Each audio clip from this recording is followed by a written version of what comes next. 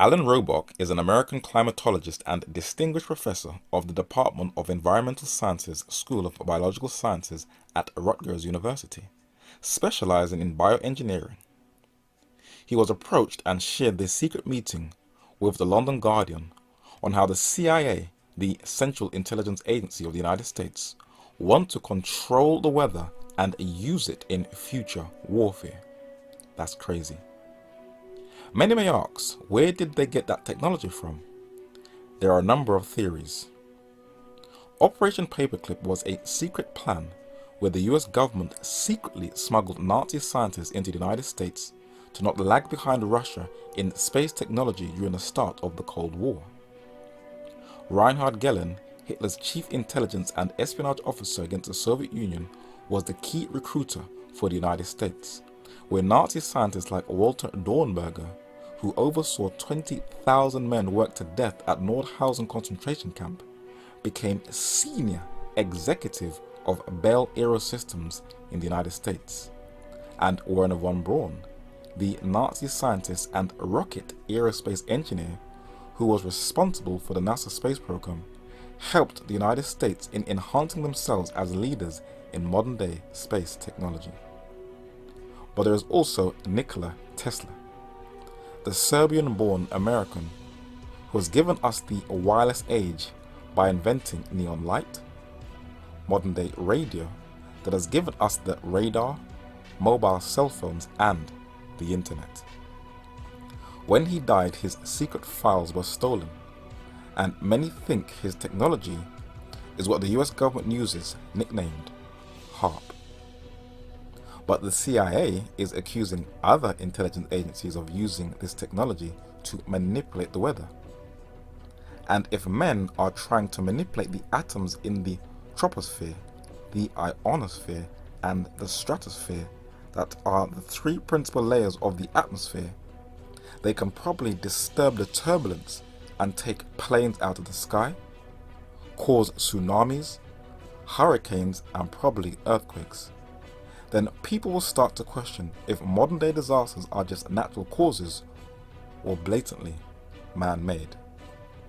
I do believe there is this prophecy that says that he doeth wonders so that he maketh fire come down from heaven. According to prophecy, that is how far they will take warfare. But let's observe other global plans that are in the pipeline.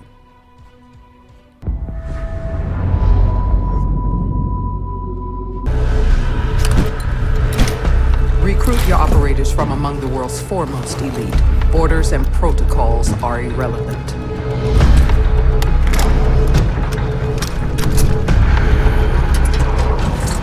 We must be the shield that safeguards the civilized world from those who wish to do it harm. Video games are one of the most powerful mediums to prepare you for what the future will look like.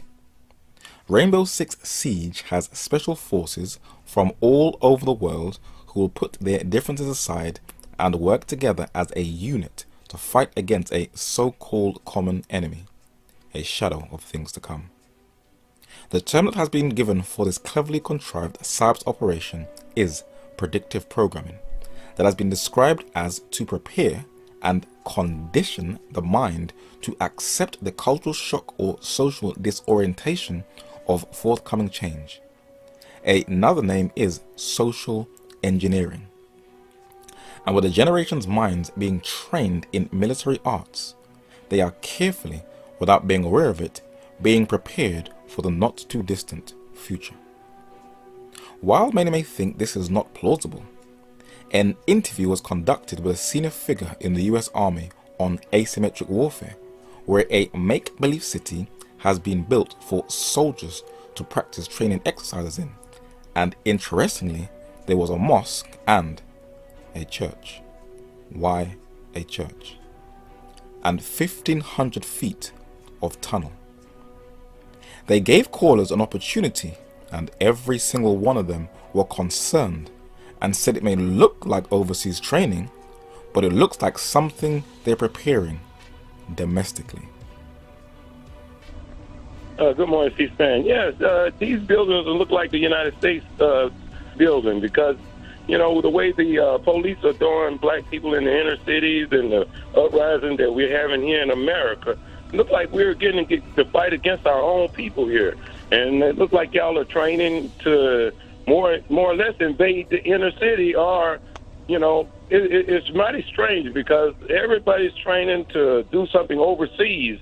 And it doesn't look like overseas training. It looks like this is right here in America. And it's kind of scary because of the situation where we can't get police locked up for what they're doing to civilians and the stuff that's going on here in America. So it's it's kind of damaging. Y'all are doing something secretly here, I think. Herbie, that's not really true. What we're doing is training U.S. soldiers to be able to operate in any contingency around the world. Are urban centers then the new battleground? Well, when you look at what's happening in the world today, there's a huge population growth. A lot of times we look at the growth of these megacities all over the world where there's millions and millions of people in very close quarters. And if conflict is going to occur in regions like that, we want our soldiers to be able to understand the techniques that they've got to be able to apply in those environments. You do have a replica church and a replica mosque on campus. Why the importance of these structures? Well, you know, when I look at the church, I do have to reflect. It could be a church today, it could be a town hall tomorrow, it could be you know, a store the next day. And what's really important about the environment is as we replicate is we want our soldiers to be sensitive to the fact that that all these things are going to be encountered when they're out operating around the world. And we all know the media reports of soldiers causing harm to our cause by being insensitive to those things. So by having those located here, we can sensitize our soldiers to the fact that, hey, you're going to be operating around sites that are very sensitive. One of the training areas was a subway. And while you may think this is confined to the United States, in the United Kingdom, a US ally, they are also doing terror drill training, where Britain's special forces, the SAS, also run to the aid of an attack in a subway in the event of a terrorist attack. A secret memo was leaked that confirmed that 5,000 soldiers will be deployed on UK streets if a so-called terror attack is to take place. But even those in influential positions are concerned about this heavily armed presence of the UK military in civilian space. According to the London Independent, accidentally leaked minutes from a meeting of the National Police Chiefs Council, NPCC, published as David Cameron flew to Southeast Asia planning to discuss ISIS with leaders in the region, said large-scale military support could augment armed police officers engaged in protective security duties. Baroness Jenny Jones, who sits on London's Police and Crime Committee, called the revelations absolutely shocking. Putting troops on the streets would be very controversial, she told The Independent. I think it would be very provocative and cause more problems than it would solve. I totally agree. If you happen to live in the UK, like myself, the narrator, can you imagine seeing officers armed like this? It would only take the slightest knee-jerk for one of them to offload a round of shots in your cranium. And even films are sort of preparing minds for what would happen if another terror attack was to kick off in the heartland of the UK. Well, let's see how the UK terror laws can criminalize absolutely anybody they please by being very vague on what a terrorist actually is. Soon we will make Prevent a statutory duty for all public sector organisations. I want to see new banning orders for extremist groups that fall short of the existing laws relating to terrorism. I want to see new civil powers to target extremists who stay just within the law but still spread poisonous hatred. So both policies, Banning orders and extremism disruption orders will be in the next Conservative manifesto. So what is the extremism disruption orders that will be implemented by the British government, and what will it entail? According to the London Guardian newspaper, this is an era fraught with difficulties that could see non-violent political activists in all sorts of areas deemed to be anti-democratic. Many in both the secular and religious communities can see where it is leading to. According to the Daily Telegraph, traditional Christian teaching could effectively be criminalized in some settings under David Cameron's plans for new anti-extremist banning orders, a top Anglican theologian and former parliamentary draftsman has warned. The Reverend Dr. Mike Ovey, a former lawyer and now principal of Oak Hill Theological College in London, a training school for Church of England clergy, said proposals for new extremism disruption orders could be a disaster era for people from all mainstream religions and none. Even basic Christian tenets, such as the belief that Jesus is the Son of God, could be deemed too offensive to other religions and branded un-British, he said. Many will say, here goes the Christian using a victim card again. But calling homosexuality a sin can be seen as a sign of extremism.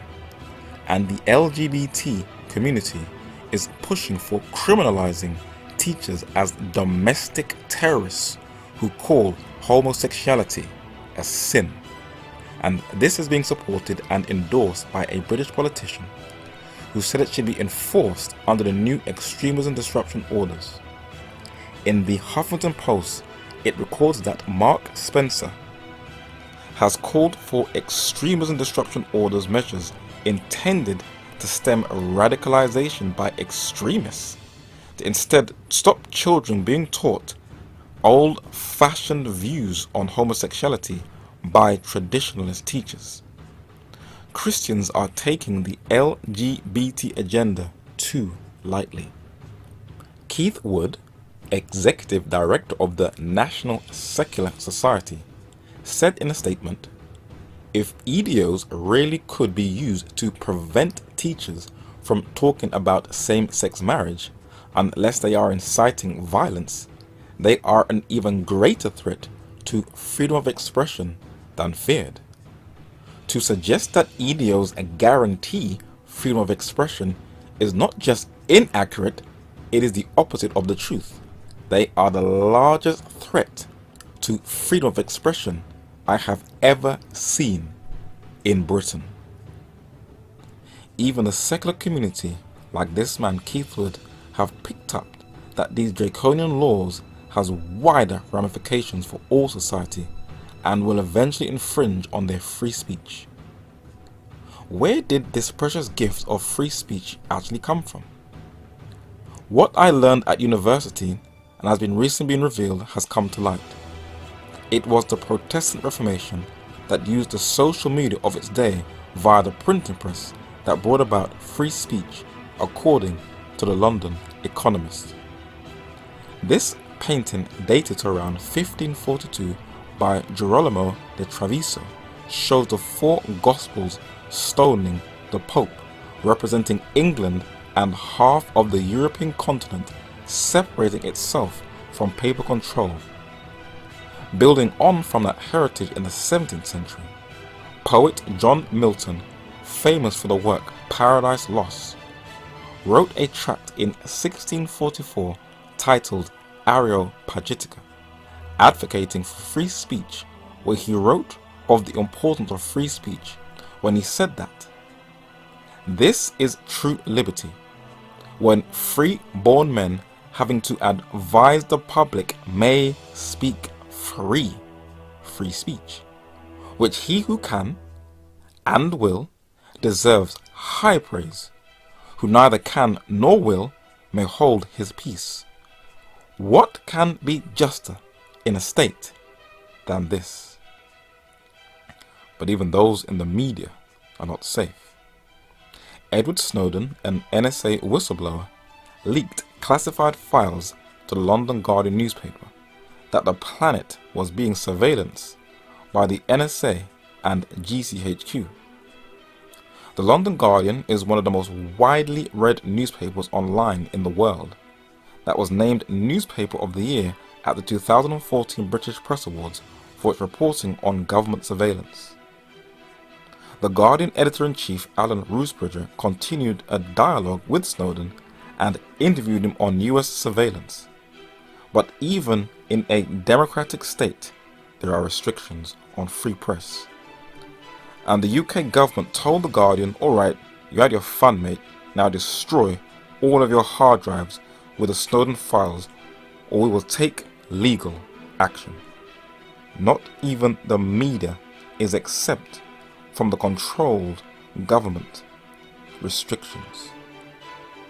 We were faced effectively with an ultimatum from the British government that if we didn't hand back the material or destroy it, they would move to law. That would mean prior restraint, a concept that is anathema in America and other parts of the world, in which the state can effectively prevent a news publisher from publishing. And I didn't want to get into that position. And I also explained to the UK officials we were dealing with that there were other copies already in America and Brazil, so they wouldn't be achieving anything. But once it was obvious that they would be going to law, I would rather destroy the copy than hand it back to them or allow the courts to freeze our reporting.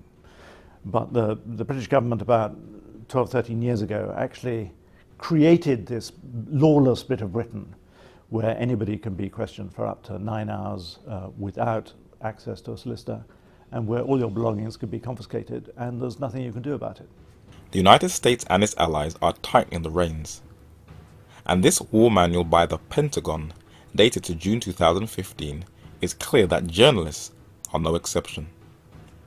In its introduction, it says that the preparation of this manual has also benefited from the participation of officers from the United Kingdom's Royal Air Force and the Australian Royal Air Force on exchange assignments with the US Air Force. In addition, military lawyers from Canada, the United Kingdom, New Zealand and Australia reviewed and commented on a draft of the manual in 2009 as part of a review that also included comments from distinguished scholars. So this has been 6 years in the making, and in section 4.24 under the heading Journalists, it reads that in general, journalists are civilians. However, journalists may be members of the armed forces, persons authorized to accompany armed forces, or unprivileged belligerents, which many have interpreted as domestic terrorists. And when America sneezes, the world catches a cold. And this global war on terror is carefully and gently crippling free speech, where it will get to a stage that standing for the truth will eventually be labeled as a criminal offense. It is fair to say that the stone is coming for those who understand prophetic language. So the intelligence agencies are manipulating the weather for warfare. We see that calling homosexuality a sin is going to be considered as domestic terrorism. We can see that the police and the army are being trained for what's to come. And we can also see that journalists are being targeted if they go against the mainstream line of Western reporting. So we really have to get our lives right.